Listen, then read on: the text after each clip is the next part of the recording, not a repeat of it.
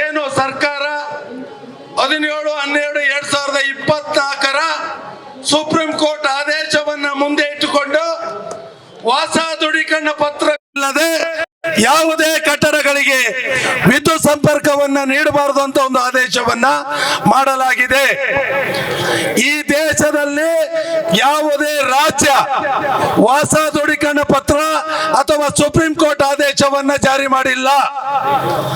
ಈ ಒಂದು supreme court ಆದೇಶ ಬರಕ್ಕೆ ಮುಖ್ಯ ಕಾರಣ ಏನು, ಉತ್ತರ ಪ್ರದೇಶದ ಮೀರತ್ ನಗರದಲ್ಲಿ ಶಾಸ್ತ್ರಿ ನಗರ ಎಂಬುವ ಮನೆ ನಂಬರ್ 7 ಇಲ್ಲಿ ಒಬ್ಬ ವ್ಯಕ್ತಿ ಒಂದು ರೆಸಿಡೆನ್ಸಿಯಲ್ ಏರಿಯಾದಲ್ಲಿ ಕಮರ್ಷಿಯಲ್ ಬಿಲ್ಡಿಂಗ್ ಅನ್ನ ಕಟ್ಟಿರ್ತಾರೆ.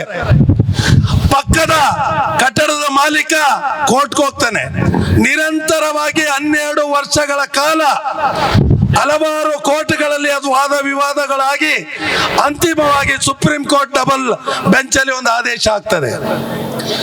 ಆದೇಶವನ್ನ ಒಂದು ಬೈಬಲ್ ತರ ಇಡೀ ದೇಶಕ್ಕೆ ಅಪ್ಲೈ ಮಾಡ್ತದೆ ಸುಪ್ರೀಂ ಕೋರ್ಟ್. ಸುಪ್ರೀಂ ಕೋರ್ಟ್ ಎಲ್ಲೂ ಇದು ಮ್ಯಾಂಡೇಟರಿ ಮಾಡಿಲ್ಲ. ಇದನ್ನ ಆ UP ಗೌರ್ಮೆಂಟೇ ಜಾರಿ ಮಾಡಿಲ್ಲ. ಆದ್ರೆ ಇವತ್ತು ಕರ್ನಾಟಕ ಸರ್ಕಾರ ಜಾರಿ ಮಾಡಿದೆ. ನಾನು ಈ ಸಂದರ್ಭದಲ್ಲಿ ಹೇಳಕ್ಕೆ ಇಷ್ಟಪಡ್ತೀನಿ, ಯಾಕೆ ಜಾರಿ ಮಾಡಿದ್ರು. ಹಿಂದೆ ಇದೇ ಸರ್ಕಾರ ಇದ್ದಾಗ ಮಾನ್ಯ ಸಿದ್ದರಾಮಯ್ಯರೇ ಮುಖ್ಯಮಂತ್ರಿಗಳು, DK ಶಿವಕುಮಾರ್ ಸಾಹೇಬರು ಇಂಧನ ಸಚಿವರು, ಅವತ್ತು OCಯನ್ನ ಜಾರಿ ಮಾಡಿದ್ರು. OC ಜಾರಿ ಮಾಡಿ ಅವತ್ತು ಯಾವುದೇ ತರದ ರೂಪರೇಷೆಗಳಿರ್ಬೋದು, ಕಟ್ಟಡ ಕಟ್ಟುವಂತ ಮಾಲೀಕರಿಗೆ 5 ವರ್ಷದಲ್ಲಿ ಒಂದೇ ಒಂದು ಸೂಚನೆಗಳನ್ನ ಕೊಡ್ಲಿಲ್ಲ. ಅದಾದ ನಂತರ ಸರ್ಕಾರ ಬದಲಾವಣೆ ಆಯಿತು. ಮಾನ್ಯ ಯಡಿಯೂರಪ್ಪ ಅವರು ಮುಖ್ಯಮಂತ್ರಿ ಆದಾಗ ಇದೇ ವಿದ್ಯುತ್ ಗುತ್ತಿಗೆದಾರರ ಸಂಘ ಶಿವಮೊಗ್ಗದಲ್ಲಿ ಒಂದು ಬೃಹತ್ ಅಭಿನಂದನಾ ಕಾರ್ಯಕ್ರಮವನ್ನು ಇಟ್ಟು ಅವರಿಗೆ ನಾವು ಇದರ ಬಗ್ಗೆ ಮಾಹಿತಿಯನ್ನ ಕೊಟ್ಟು, ಅದಾದ ನಂತರ ಕೊರೋನಾ ಬಂತು. ಅದು ಕಾಯ್ದೆ ಮುಂದೆ ಹೋದ ನಂತರ ಅಂದಿನ ಮುಖ್ಯಮಂತ್ರಿಗಳಾದ SR ಬೊಮ್ಮಾಯಿ ಸಾಹೇಬರು, ನಿಮ್ಮೆಲ್ಲರ ನೆಚ್ಚಿನ ಅವತ್ತಿನ ಇಂಧನ ಸಚಿವರು ಸುನಿಲ್ ಕುಮಾರ್ ಸರ್ ಅವರು OCಯನ್ನ ರದ್ದು ಮಾಡಿ KRC ಇಂದ ಆದೇಶವನ್ನ ಮಾಡಿಸಿದ್ರು. ಯಾವುದೇ ಕಟ್ಟಡಗಳಿಗೆ ಒಂದು ಅಡ್ರೆಸ್ ಪ್ರೂಫ್ ಬೇಕು, ಹಾಗೆ ಒಂದು ಅನುಮೋದಿತ ನಕ್ಷೆ ಅಥವಾ ಆರ್ಕಿಟೆಕ್ಟ್ ನಕ್ಷೆಯನ್ನು ಕೊಟ್ಟಂತ ಕಟ್ಟಡಗಳಿಗೆ ವಿದ್ಯುತ್ ಸಂಪರ್ಕವನ್ನಂತ ಕೊಡಿ ಅಂತ ಆದೇಶ ಮಾಡಿದಾಗ ಲಕ್ಷಾಂತರ ಕಟ್ಟಡಗಳು ವಿದ್ಯುತ್ ಸಂಪರ್ಕವನ್ನ ಪಡೆದ್ರು. ಅದಾದ ನಂತರ ಎಲ್ಲ ನೀಟಾಗಿ ನಡೀತಾ ಇತ್ತು. ಆದ್ರೆ ಈ ಸುಪ್ರೀಂ ಕೋರ್ಟ್ ಆದೇಶವನ್ನ ತಂದು 4/4/2025 ಆದೇಶವನ್ನ ಮಾಡಿದ 11 ತಿಂಗಳಾಗಿದೆ. ಇವತ್ತು ಈ ರಾಜ್ಯದ ರೈತರ ಯಾವುದೇ ಹೈನುಗಾರಿಕೆ, ಕೃಷಿ, ಕೋಳಿ ಸಾಕಾಣಿಕೆ ಇತರ ಯಾವುದೇ ಚಟುವಟಿಕೆಗಳಿಗೆ ವಿದ್ಯುತ್ ಸಂಪರ್ಕ ಕೊಡ್ತಾ ಇಲ್ಲ. ಅದಕ್ಕೆ ಮಿಗಿಲಾಗಿ ಕೇಂದ್ರ ಸರ್ಕಾರ ಇವತ್ತು ನಿರುದ್ಯೋಗ ಸಮಸ್ಯೆಗೋಸ್ಕರ MSME ಮುಖಾಂತರ ಲಕ್ಷಾಂತರ ಕೋಟ್ಯಾಂತರ ರೂಪಾಯಿ ಲೋನ್ ಅನ್ನ ಕೊಡ್ತಾ ಇದೆ. ಹಲವಾರು ನಿರುದ್ಯೋಗಿಗಳು ಸ್ವಯಂ ಉದ್ಯೋಗವನ್ನ ಮಾಡುವಂತ ಸ್ಕೀಮ್ಗಳು ಮಾಡಿದೆ. ಇವತ್ತು 11 ತಿಂಗಳಿಂದ ಒಂದೇ ಒಂದು ಸ್ಮಾಲ್ ಸ್ಕೇಲ್ ಇಂಡಸ್ಟ್ರಿ ಅಥವಾ ಯಾವನೊಬ್ಬ ಫ್ಯಾಬ್ರಿಕೇಶನ್ 5 HP ವಿದ್ಯುತ್ ಸಂಪರ್ಕವನ್ನ ಪಡೆದು ಫ್ಯಾಬ್ರಿಕೇಶನ್ ಮಾಡಿ ಜೀವನ ಮಾಡ್ತೀವಿ ಅಂದ್ರೆ ವಿದ್ಯುತ್ ಸಂಪರ್ಕವನ್ನ ಕೊಟ್ಟಿಲ್ಲ. ಅದಕ್ಕೂ ಮಿಗಿಲಾಗಿ ಈ ರಾಜ್ಯದಲ್ಲಿ BBMP ವ್ಯಾಪ್ತಿಯಲ್ಲೇ 4.5 ಲಕ್ಷಕ್ಕೂ ಅಧಿಕ ವಿದ್ಯುತ್ ಸಂಪರ್ಕವನ್ನ ಕೊಟ್ಟಿಲ್ಲ. ಅದು ಸರ್ಕಾರದ ಮಾಹಿತಿಯ ಪ್ರಕಾರ ನಾನು ಹೇಳ್ತಿರೋದು 4.25 ಲಕ್ಷ. ಆದ್ರೆ ಇವತ್ತು ಎಷ್ಟಿದೆ BBMP ವ್ಯಾಪ್ತಿಯಲ್ಲಿ ಸುಮಾರು 6ರಿಂದ 7 ಲಕ್ಷ ಇನ್ಸ್ಟಾಲೇಷನ್ ವಿದ್ಯುತ್ ಸಂಪರ್ಕದಿಂದ ವಂಚಿತರಾಗಿದ್ದಾರೆ. ಈಗ ನಮ್ಮ ಗ್ರಾಹಕರೊಬ್ರು ಮಾತಾಡ್ತಾ ಹೇಳ್ತಾ ಇದ್ರು, ಸರ್ 6 ಕೋಟಿ ಹಣವನ್ನ ಖರ್ಚು ಮಾಡಿ ಕಟ್ಟಡವನ್ನ ಕಟ್ಟಿದ್ದೀನಿ, 6 ತಿಂಗಳಾಗಿದೆ ಕಟ್ಟಡ ಮುಗಿದು, ನನಗೆ ವಿದ್ಯುತ್ ಸಂಪರ್ಕ ಇಲ್ಲ. ಇವತ್ತು ನನ್ನ ಪರಿಸ್ಥಿತಿ, ನನ್ನ ಮಕ್ಕಳ ವಿದ್ಯಾಭ್ಯಾಸದ ಶುಲ್ಕವನ್ನ ಭರಿಸಕ್ಕಾಗ್ತಾ ಇಲ್ಲ. ನಾನು ಸಾಯುವ ಪರಿಸ್ಥಿತಿಗೆ ಇಲ್ಲೇ ಇದ್ದಾರೆ ಅವರು, ನಾನು ಸಾಯುವ ಪರಿಸ್ಥಿತಿಗೆ ಬಂದಿದ್ದೀನಿ ಅಂತ ಹೇಳಿದ್ರು. ಸಾಯುವ ಪರಿಸ್ಥಿತಿಗೆ ದೋಡಿರುವಂತವ್ರು ಯಾರು? ಈ ಸರ್ಕಾರದ ಅವೈಜ್ಞಾನಿಕ ಆದೇಶಗಳು, ಅವೈಜ್ಞಾನಿಕವಾದ ಆಲೋಚನೆಗಳು.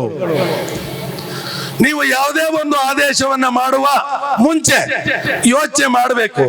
ಆದೇಶ ಮಾಡ್ತಾ ಇದ್ದೀವಿ, ಇಲ್ಲಿವರೆಗೆ ಕಟ್ಟಿರುವಂತವ್ರಿಗೆ KRC ಅಲ್ಲಿ ಇವತ್ತು ಇದೆ ಕಾನೂನು, ಆ ಕಾನೂನನ್ನ ರದ್ದು ಮಾಡಿಲ್ಲ. ನೀವು ಜಾರಿ ಮಾಡಬಹುದಾಗಿತ್ತು. ಮಾನ್ಯ ಮುಖ್ಯಮಂತ್ರಿಗಳು ಹೇಳಿದ್ರು, ನಾವೆಲ್ಲ ಸದಸ್ಯರ ನಡೆ ಶಾಸಕರ ಭೇಟಿ ಕಡೆ ಅಂತ 188 ಶಾಸಕರನ್ನ ನವೆಂಬರ್ ತಿಂಗಳಲ್ಲಿ ಭೇಟಿ ಮಾಡಿದಂತ ಸಂದರ್ಭದಲ್ಲಿ 88 ಶಾಸಕರು ಇನ್ಕ್ಲೂಡಿಂಗ್ ಅಶ್ವಥ್ ನಾರಾಯಣ್ ಸರ್ ಓಸಿ ಬಗ್ಗೆ ಚರ್ಚೆ ಮಾಡಿದ್ರು. ಅವತ್ತು 1200 ಸ್ಕ್ವೇರ್ ಫೀಟ್ಗೆ ಅನುಮತಿಯನ್ನ ಕೊಟ್ಟು ಮುಖ್ಯಮಂತ್ರಿಗಳು ಒಂದು ಕ್ಯಾಬಿನೆಟ್ ಅಲ್ಲಿ ಒಂದು ಡಿಸೈಡ್ ಮಾಡಿದ್ರು. 18/9/2025 ಒಂದು ಬಾರಿ ವಿನಾಯಿತಿಯನ್ನು ಕೊಡುವಂತ ಪ್ರಸ್ತಾವನೆಯನ್ನ ಬೆಳಗಾವಿ ಅಧಿವೇಶನಕ್ಕೆ ಮಂಡನೆ ಮಾಡಿ ಅಂತ. ಆದ್ರೆ ಬೆಳಗಾವಿ ಅಧಿವೇಶನದಲ್ಲಿ ಯಾರು ಮಂಡನೆಯನ್ನೇ ಮಾಡಲಿಲ್ಲ, ಮಂಡನೆ ಮಾಡಲೇ ಇಲ್ಲ. ಯಾಕೆಂದ್ರೆ ಇವರಿಗೆ ಗ್ರಾಹಕರು, ಈ ರೈತರು, ನಿರುದ್ಯೋಗಿಗಳನ್ನ ಇನ್ನೂ ನಿರುದ್ಯೋಗಿಗಳು ಮಾಡಿ ನಾವು ಭಾಗ್ಯ ಕೊಟ್ಟಿದ್ದೀವಿ, 10 kg ಅಕ್ಕಿ ಕೊಟ್ಟಿದ್ದೀವಿ, ಆರಾಮಾಗಿ ಗಂಜಿ ಕಾಯಿಸಿ ಬದುಕಿ, ವಿದ್ಯುತ್ ಸಂಪರ್ಕವನ್ನ ಕೊಟ್ಟಿದ್ದೀವಿ, ಮೊಬೈಲ್ ಚಾರ್ಜ್ ಮಾಡಿ ಗೇಮ್ ಆಡಿ, ಫ್ರೀ ಬಸ್ ಕೊಟ್ಟಿದ್ದೀವಿ, ಸ್ತ್ರೀಯರಿಗೆ ಆರಾಮಾಗಿ ಸಿಟಿ ಸುತ್ತಕ ಬನ್ನಿ. ಆದ್ರೆ ನಿಮ್ಮೆಲ್ಲ ಮೂಲಭೂತ ಸೌಕರ್ಯಕ್ಕೆ ಫಂಡಮೆಂಟಲ್ ಆಗಿ ಬೇಕಾದಂತ ಯಾವುದೇ ವ್ಯವಸ್ಥೆಯನ್ನ ನಾವು ಕೊಡಲ್ಲ. ನೀವು ಹಿಂಗೆ ಇರಬೇಕು, ನಾವು ಬಿಟ್ಟಿ ಭಾಗ್ಯ ಕೊಡಬೇಕು. ನಿನ್ನೆ ನಾನು ಟಿವಿಯಲ್ಲಿ ನೋಡ್ತಾ ಇದ್ದೆ, ಅವರ ಅವೈಜ್ಞಾನಿಕವಾದ ಒಂದು ಹಲವಾರು ಆದೇಶಗಳು ಚರ್ಚೆ ನಡೀತಾ ಇತ್ತು. ಸುನೀಲ್ ಕುಮಾರ್ ಸರ್ ಕೇಳ್ತಾ ಇದ್ರು, ಏನು ಡ್ರೋನ್ ಮುಖಾಂತರ BBMP ಅಲ್ಲಿ ಸರ್ವೆ ಮಾಡಿ ಶುಲ್ಕವನ್ನ ನಿಗದಿ ಮಾಡ್ತಾ ಇದ್ದಾರೆ ಅಂತ. ಅದಕ್ಕೆ ನಮ್ಮ ಉಪಮುಖ್ಯಮಂತ್ರಿಗಳು ಆಗಿದೆಯಾ, ಈಗ ಆಗಿದ್ರೆ ರದ್ದು ಮಾಡೋಣ ಬಿಡಿ ಅಂತ. ಅಂದ್ರೆ ನೀವು ಮಾಡೋದು ಯಾಕೆ, ಆ ಡ್ರೋನ್ ಖರ್ಚು ಮಾಡೋದು ಯಾಕೆ, ಅದು ಜನರ ತೆರಿಗೆ ತಾನೆ. ಅಂದ್ರೆ ಈ ಗ್ರಾಹಕ, ಈ ರಾಜ್ಯದ ಜನ ನೀವು ಕೇಳಿಲ್ಲ ಅಂದ್ರೆ ನಾವು ಮಾಡ್ತೀವಿ, ನೀವು ಸ್ಟ್ರೈಕ್ ಮಾಡಿ ಕೊಡ್ತೀವಿ. ಎಲ್ಲಿಯವರೆಗೆ ಒಗ್ಗಟ್ಟಿಂದ ಈ ರಾಜ್ಯದ ಜನ ಇದರ ಬಗ್ಗೆ ಹೋರಾಟವನ್ನ ಮಾಡಿಲ್ಲ ಅಂದ್ರೆ ಇನ್ನೂ ಹಲವಾರು ಸಮಸ್ಯೆಗಳು ಬರ್ತದೆ, ಹಲವಾರು ಸಮಸ್ಯೆಗಳು. ಸ್ನೇಹಿತರೆ, ಇದರಲ್ಲಿ ವಿದ್ಯುತ್ ಗುತ್ತಿಗೆದಾರರ ಸ್ವಾರ್ಥ ಯಾವುದೂ ಇಲ್ಲ. ಇವತ್ತಿನ ಸ್ಟ್ರೈಕ್ ಉದ್ದೇಶ ವಿದ್ಯುತ್ ಗುತ್ತಿಗೆದಾರರ ಸ್ವಾರ್ಥ ಯಾವುದೂ ಇಲ್ಲ. ನಮ್ಮ ಸಂಘ 104 ವರ್ಷವನ್ನ ಪೂರೈಸಿದೆ. ಈ ರಾಜ್ಯದ ಗ್ರಾಹಕರಿಗೆ, ರಾಜ್ಯದ ರೈತರಿಗೆ, ರಾಜ್ಯದ ಯಾವುದೇ ವಿದ್ಯುತ್ ಸಂಬಂಧಿತ ವಿಷಯಕ್ಕೆ ತೊಂದರೆ ಆದ್ರೆ ಮೊದಲು ನಾವು ಎಂಟ್ರಿ ಕೊಡ್ತೀವಿ, ನಾವು ಹೋರಾಟವನ್ನ ಮಾಡ್ತೀವಿ, ಕಾನೂನಾತ್ಮಕವಾಗಿ ಹೋರಾಟವನ್ನ ಮಾಡಿದೀವಿ. ಹಿಂದೆ ನಮ್ಮ ಸುನೀಲ್ ಕುಮಾರ್ ಸರ್ ಅವರು ಓಸಿಯನ್ನ ರದ್ದು ಮಾಡಿದಾಗ ಈ ರಾಜ್ಯದ ಗ್ರಾಹಕರ ಪರವಾಗಿ ಅರಮನೆ ಗ್ರೌಂಡ್ ಅಲ್ಲಿ ನಾವು ಅವರಿಗೆ ಅಭಿನಂದನೆಯನ್ನ ಕೊಟ್ಟಿದ್ದೀವಿ. ಅದು ಗ್ರಾಹಕರ ಪರವಾಗಿ. ಇದು ನಮ್ಮ ಸಂಘದ ಸಾಮಾಜಿಕ ಬದ್ಧತೆ. ಇವತ್ತು ಸನ್ಮಾನ್ಯ ಮಾಜಿ ಉಪಮುಖ್ಯಮಂತ್ರಿಗಳು ಸೆಷನ್ ನಲ್ಲಿ ಭರ್ಜರಿಯಾಗಿ ಮಾತಾಡ್ತಾರೆ. ಅಣ್ಣ, ನಾನು ನಿಮ್ಮಲ್ಲಿ ಒಂದು ರಿಕ್ವೆಸ್ಟ್ ಅಣ್ಣ, ಯಾಕೆಂದ್ರೆ ನಾನು ಕಳೆದ 11 ತಿಂಗಳಿಂದ ನಾನು ಹಲವಾರು MLAಗಳು ಎಲ್ಲರನ್ನೂ ಭೇಟಿ ಮಾಡಿದೆ, ಆದ್ರೆ ಇದ್ರ ಬಗ್ಗೆ ಯಾರು ತಲೆನೇ ಕೆಡ್ಸ್ಕೊತಾ ಇಲ್ಲ. ಇವತ್ತು 16 ಲಕ್ಷ ಜನ ವಿದ್ಯುತ್ ಸಂಪರ್ಕದಿಂದ ವಂಚಿತರಾಗಿದ್ದಾರೆ. 5 ಓಟು ಅಂದ್ರೆ ಎಷ್ಟಾಯ್ತು ಸರ್?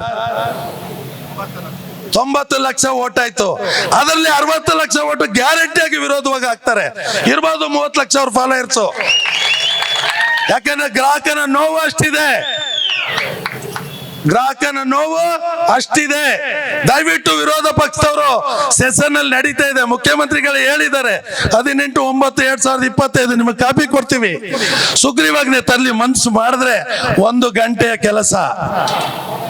224 MLAಗಳು ಅದಕ್ಕೆ ಬೆಂಬಲವನ್ನ ಕೊಡ್ತಾರೆ. ನಾವು ಮೊನ್ನೆ 7ನೇ ತಾರೀಕು ಚಿಕ್ಕಮಂಗ್ಳೂರಲ್ಲಿ, 8ನೇ ತಾರೀಕು ವುಮೆನ್ಸ್ ಡೇ ಮಾಡಿದ್ರು. ಅಲ್ಲಿಯ ಶಾಸಕರು ತಮ್ಮಣ್ಣವರು ಬಂದಿದ್ರು.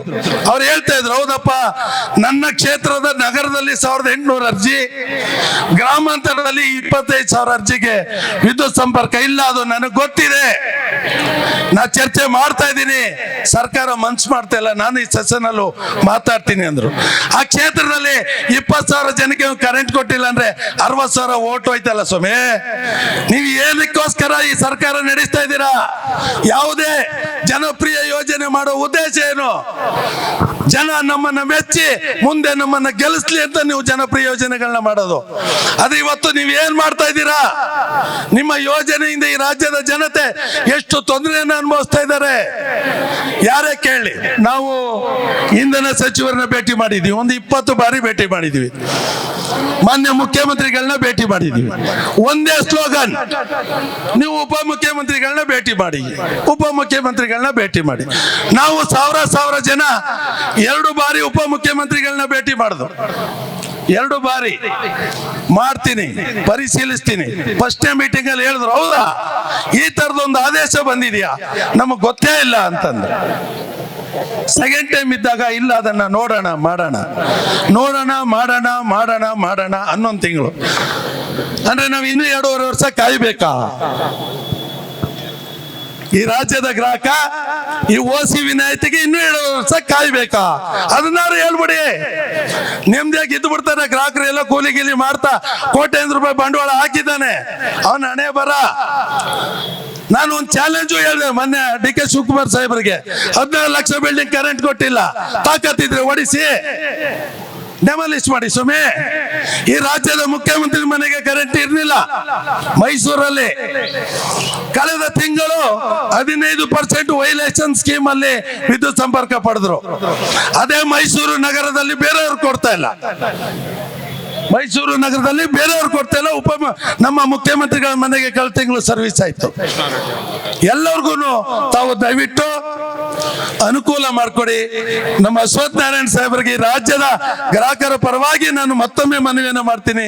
ಸೆಷನ್ ನಡೀತಿದೆ ಅಣ್ಣ, ಸಂಪೂರ್ಣವಾಗಿ 224 MLAಗಳಲ್ಲಿ 150 MLAಗಳು ಪಕ್ಷಾತೀತವಾಗಿ ಈ ವಿಷಯಕ್ಕೆ ಬೆಂಬಲವಾಗಿ ನಿಲ್ತಾರೆ.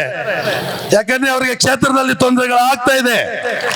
ಅದರಿಂದ ತಾವು ವಾಕ್ಚಾತುರ್ಯದಲ್ಲಿ ಪ್ರವೀಣರು, ಗ್ರಾಹಕರ ನಾಡಿ ಮಿಡಿತ. ಇಲ್ಲಿ ಗುತ್ತಿಗೆದಾರ ಏನೋ ಸ್ಟ್ರೈಕ್ ಮಾಡೋದು, ಗುತ್ತಿಗೆದಾರರು ಗ್ರಾಹಕರ ಪರವಾಗಿ ನಾವು ಹೋರಾಟವನ್ನು ಮಾಡ್ತೇವೆ. ಗುತ್ತಿಗೆದಾರ ಅಂದ ತಕ್ಷಣ ನಾವು ಬಂಡವಾಳ ಸಾಯಿಗಳಲ್ಲ.